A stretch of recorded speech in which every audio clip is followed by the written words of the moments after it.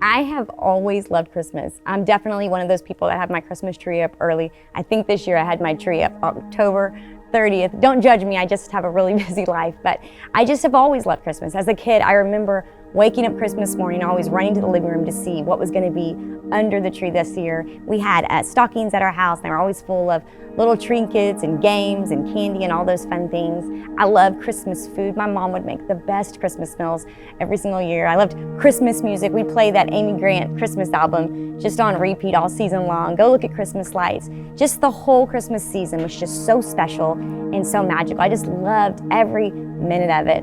I remember one of my favorite Christmases was the Christmas that my mom got me a dog. My dad swore I would never be able to get a dog, but that Christmas morning, my mom surprised me and I woke up to a sweet little puppy just nestled up right next to me, and it was just my favorite Christmas.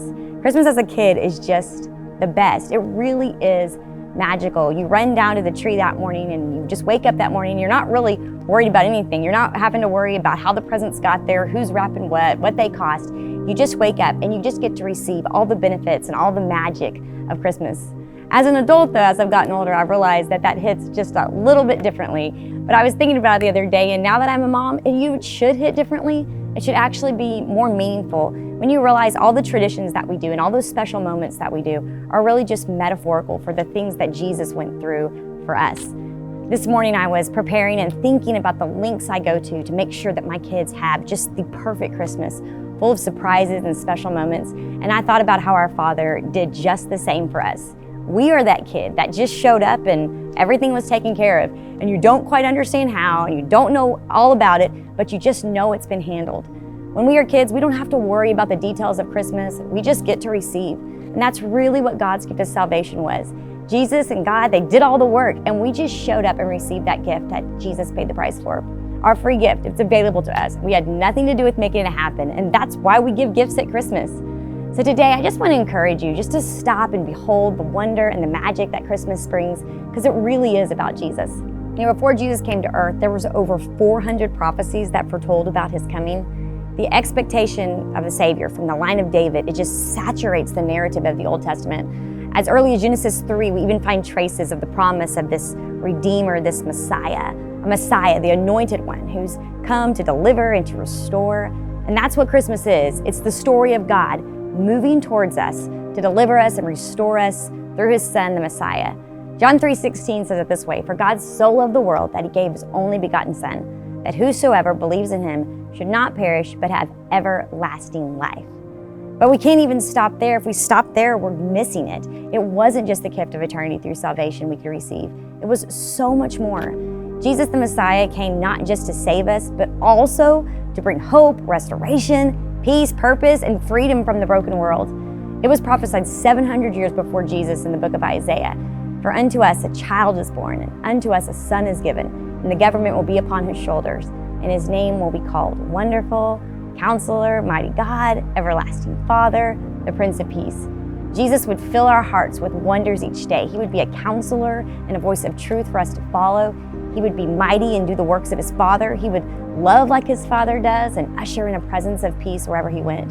In the Gospel of Luke, Jesus told more about his mission moving towards mankind. He said, "The Spirit of the Lord is upon me, because he has anointed me to preach the gospel to the poor. He has sent me to heal the brokenhearted, to proclaim liberty to the captives and recovery of sight to the blind, to set at liberty all who are oppressed." Our Messiah was not only on a mission to restore our souls from eternity, but for today, for us to live with access to his presence and his peace and his love and his freedom, all available through the Son of God. And that's it. God was and is moving towards us. He's always moving towards us. From the beginning of creation, God was moving towards us and wanted to invite us to be a part of this heavenly adventure with him, a heavenly adventure of life abundantly. And as much as our Father has done everything he can to move towards us, real transformation can't happen unless we move towards him and make room for him in our hearts. A few weeks ago, I was reading the passage that tells about Mary and Joseph when they were going to find room in the inn, and the innkeeper told them there was no room. It really made me sad to think about the times in my life where God was moving towards me, but there was just no room.